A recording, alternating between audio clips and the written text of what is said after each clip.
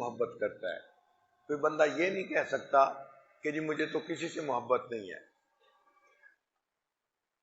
بنا محبت کے کوئی نہیں رہ سکتا. دل بہر محبت ہے محبت یہ کرے گا، لاکھ اس کو بچا تو یہ کسی پر تو مرے گا. پتھر سے ہو، خدا سے ہو یا پھر کسی سے ہو، آتا نہیں ہے چین محبت کیے بغیر. اس کی مثال یوں ہے کہ یا تو کمرے میں روشنی ہوگی، اگر روشنی نہیں ہوگی تو اندھیرا ضرور ہوگا. کوئی یہ نہیں کہہ سکتا جی نہ روشنی ہے نہ اندھیرا ہے، دو میں سے ایک چیز ہوگی. اسی طرح دل کے اس کمرے میں یا تو اللہ رب العزت کی محبت کی روشنی ہوگی، نور ہوگا، اور اگر نہیں تو مخلوق کی محبت کا اندھیرا ضرور ہوگا. تو جب انسان کے دل نے محبت ہی کرنی ہے تو کیوں نہ انسان اپنے پروردگار سے محبت کرے. مخلوق کی محبتیں فانی ہیں.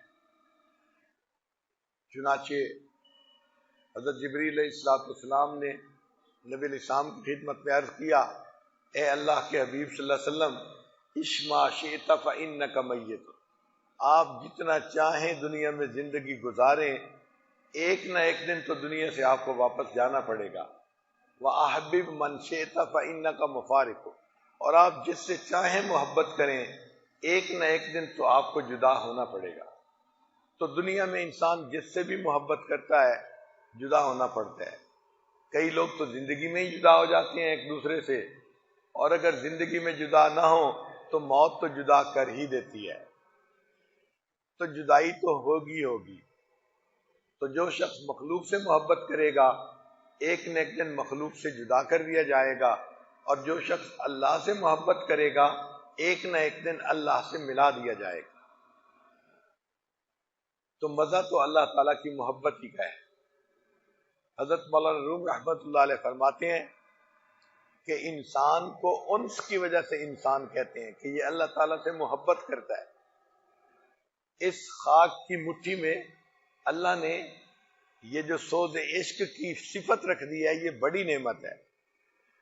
فرشتے اس سوز عشق سے واقف نہیں ہیں، اسی لیے جو اللہ کے عاشق ہوتے ہیں ان کے دل کی کیفیت کو دیکھ کے فرشتے تعجب کرتے ہیں کہ یہ خاک نشیں ہے اور عرش پہ پہنچا ہوا ہے، کیا اس کی کیفیت ہے، اس کی پرواز کہاں تک ہے.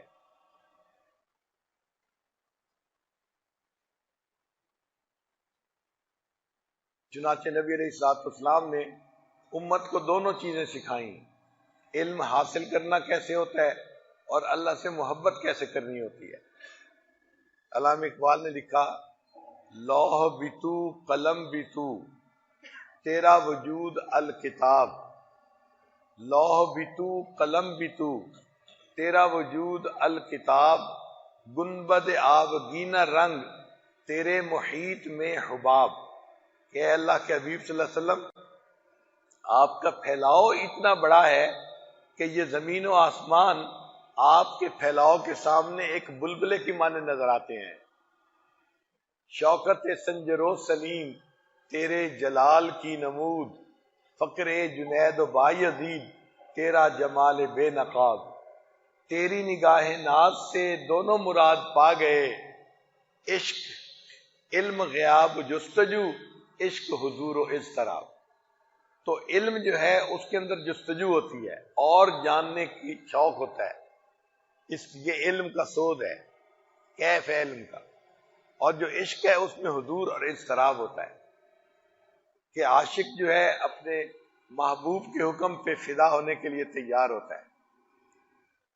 اس لیے جس بندے کے اندر عشق کا مادہ ہوگا وہ اللہ کی عبادت سے تھکے گا نہیں. جسم اس کا تھک جائے گا، اس کا دل نہیں تھکے گا. وہ عبادت کر کر کے تھکے گا اور تھک تھک کے پھر اللہ کی عبادت کرے گا. محترم جماعت، مصلی پہ بیٹھنا کوئی آسان کام نہیں ہے. آپ ذرا 1 گھنٹہ بیٹھ کے دکھائیں نا، مصلی اچھال دیتا ہے بندے کو. 5 منٹ کے بعد کبھی تھکاوٹ ہو جاتی ہے، کبھی کوئی کام یاد آ جاتا ہے، مصلی پہ بیٹھا نہیں جاتا.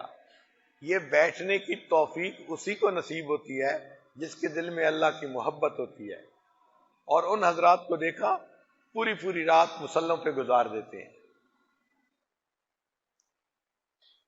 احوال الصادقین میں مصنف لکھتے ہیں کہ ہمارے اسلاف رات کے اندھیرے کا اس طرح انتظار کرتے تھے جس طرح دلہا اپنی دلہن سے ملاقات کے لیے رات کا منتظر ہوتا ہے۔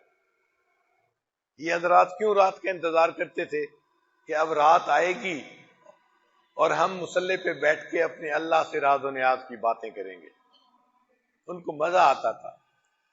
امام راضی رحمت اللہ علیہ فرماتے تھے، اے اللہ، دن اچھا نہیں لگتا مگر تیری یاد کے ساتھ، اور رات اچھی نہیں لگتی مگر تجھ سے راز و نیاز کے ساتھ۔ دن اچھا نہیں لگتا مگر تیری یاد کے ساتھ، اور رات اچھی نہیں لگتی مگر تجھ سے راز و نیاز کے ساتھ۔ تو یہ عشق بھی اللہ سے طلب کرنا چاہیے، مانگنا چاہیے۔ عجیب بات ہے، آج دنیا کے عہدے مانگنے والے بڑے، مال و دولت مانگنے والے بڑے، اچھا کاروبار مانگنے والے بڑے، خوبصورت بیوی مانگنے والے بڑے، لیکن اللہ سے اللہ کو مانگنے والے آج بہت تھوڑے ہیں۔ آپ نے دیکھا کسی نوجوان کو جو رات کے اندھیرے میں کونے میں بیٹھا ہوا ہو، آنسو ٹپ ٹپ گر رہے ہوں، اور وہ اللہ کے سامنے رو رو کے دعا کر رہا ہو، اے اللہ، میں آپ سے آپ ہی کو چاہتا ہوں، اپنی محبت مجھے دے دیجئے، اپنا عشق مجھے دے دیجئے۔ چنانچہ نبی علیہ السلام نے دعا سکھائی، اللہم انی اسألک حبک، اے اللہ، میں آپ سے آپ کی محبت کا سوال کرتا ہوں۔ تو اللہ سے اللہ کی محبت مانگ کے دیکھیے، اس محبت کے کیا مزے ہیں۔ خوش نصیب ہے وہ انسان جس کو اللہ یہ نعمت عطا فرما دے۔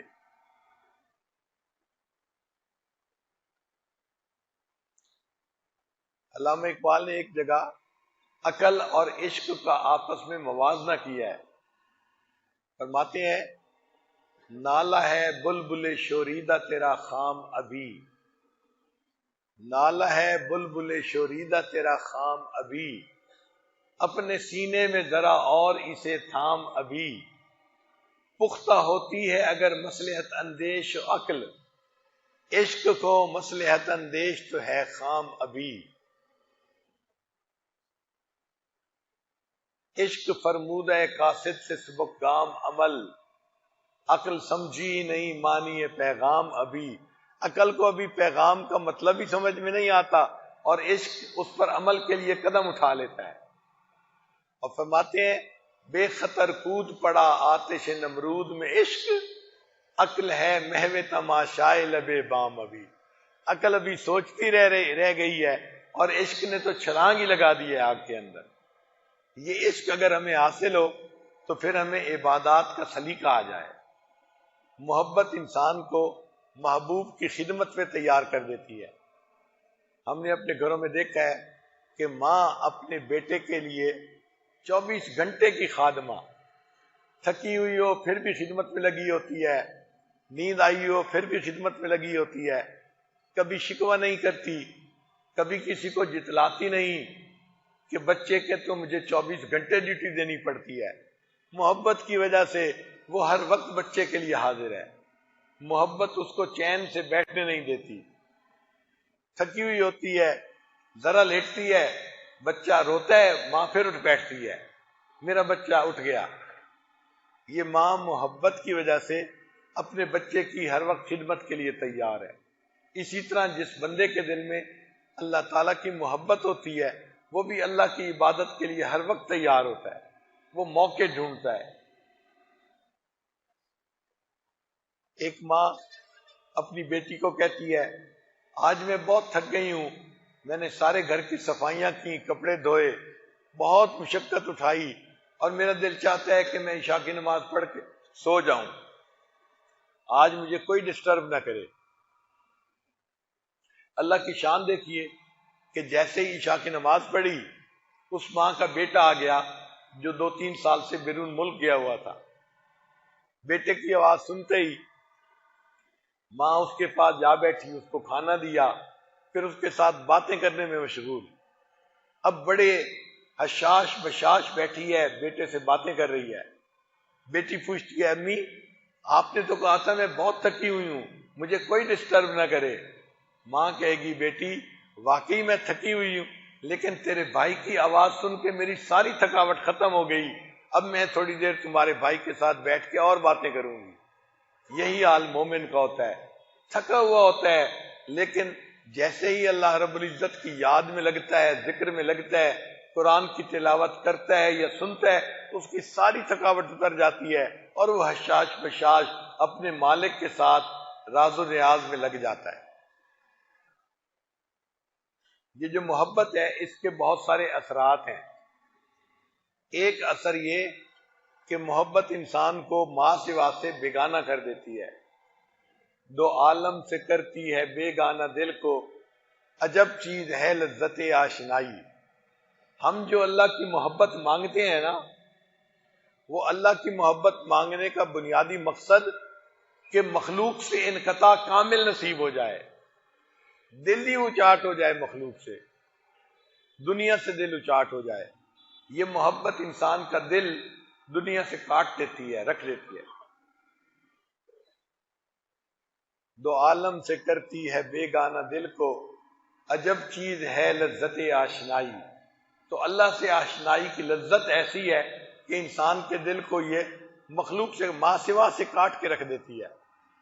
بس محب کو اپنا محبوب چاہیے ہر وقت، اس کا دل چاہتا ہے میں محبوب سے ہم کلامی کروں، اسی کے پاس وقت گزاروں اور اسی کی خدمت میں لگا رہوں۔ اسی لیے وہ اپنی دن کو عبادت میں گزارتا ہے اور اپنی راتیں بھی اپنے محبوب کے ساتھ ہم راز و نیاز میں لگا دیتا ہے۔ محبت انسان کو تنہائی پسند بنا دیتی ہے، محفلوں میں دل نہیں لگتا، تنہا بیٹھنے کو دل کرتا ہے۔ اکیلے بیٹھے رہتے یاد اس کی ہم نشیں ہوتی، کہ میں اکیلا بیٹھا ہوں اور بس محبوب کی یاد میں ہوں، ڈوبا ہوا ہوں، یہ کیفیت ہوتی ہے۔ اسی لیے اللہ کے پیارے حبیب صلی اللہ علیہ وسلم غار حرا میں تشریف لے جاتے تھے۔ بخاری شریف کے الفاظ ہیں ثم حبب الیہ الخلا، کہ نبی علیہ الصلوۃ والسلام کو پھر تخلیہ خلا میں بیٹھنا، تنہائی میں بیٹھنا اچھا لگتا تھا، تو آپ ایک ایک ہفتے کے لیے غار حرا میں تشریف لے جاتے تھے۔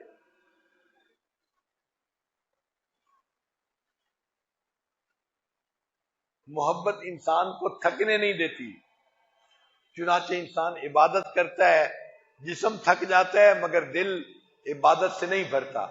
اللہ کے محبوب صلی اللہ علیہ وسلم اتنی عبادت فرماتے تھے حتیٰ یتورمت قدماہ، قدمین مبارک پہ ورم آ جاتا تھا اور نبی علیہ السلام عبادت کرتے رہتے تھے۔ سیدہ عائشہ صدیقہ عنہا فرماتی ہیں نبی علیہ السلام میرے پاس میرے بستر پہ تشریف لائے اور لیٹ گئے، پھر تھوڑی دیر کے بعد فرمانے لگے ذرینی یا عائشہ، عائشہ چھوڑ، میں اپنے رب اتعبد ربی، میں اپنے رب کی عبادت کرتا ہوں۔ تو نبی علیہ الصلوۃ والسلام مصلی پہ تشریف لے آئے اور آپ نے قرآن پڑھنا شروع کر دیا، اور قرآن پاک پڑھتے ہوئے آپ کی مبارک آنکھوں سے اس طرح آنسو ٹپک رہے تھے کہ جیسے بارش کے قطرے گرنے کی آواز آتی ہے، مجھے ایسے آواز آ رہی تھی۔ اللہ کی محبت انسان کو کھڑا کر دیتی ہے مصلی کے اوپر، اور انسان پھر اپنے رب کے ساتھ مصروف ہو جاتا ہے۔ یہ محبت کی صفت ہے، انسان تھکنے کا نام ہی نہیں لیتا۔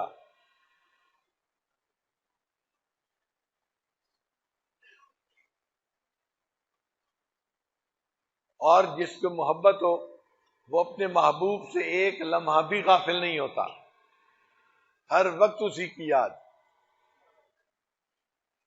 مجنوں سے اگر کوئی پوچھے تم لیلا کو یاد کرتے ہو، تو مجنوں جواب دے گا کہ مجھے لیلا کی یاد کے سوا اور کام ہی کیا ہے، مجھے لیلا کی یاد کے سوا اور کام ہی کیا ہے۔ اسی طرح مومن کو بھی اللہ کی یاد کے سوا اور کوئی کام نہیں ہوتا۔